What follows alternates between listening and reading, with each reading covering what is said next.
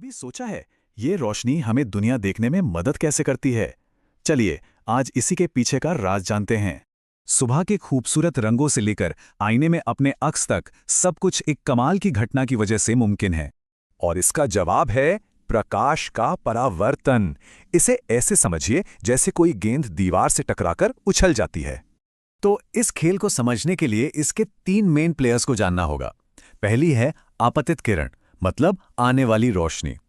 फिर आती है परावर्तित किरण, जो टकराकर लौट जाती है। और तीसरा है अभिलंब, जो सतह पर एक इमेजिनरी सीधी लाइन है। पता है, ये पूरा परावर्तन सिर्फ 2 आसान से नियमों पर चलता है। चलिए पहले नियम को देखते हैं। पहला नियम कहता है कि ये तीनों यानी आपतित किरण, परावर्तित किरण और अभिलंब हमेशा एक ही प्लेन में होते हैं। और अब आता है सबसे जरूरी नियम। ये वाला नियम पूरी तरह से ज्योमेट्री पर बेस्ड है। ये नियम बताता है कि रोशनी जिस एंगल से आती है ठीक उसी एंगल से वापस लौटती है, एकदम परफेक्ट। ये देखिए, आपतन कोण हमेशा परावर्तन कोण के बराबर होता है। कितना बढ़िया बैलेंस है ना? तो फिर हमारे घर के आईने में ये सब कैसे काम करता है? यहाँ एक छोटा सा मजेदार ट्रिक होता है।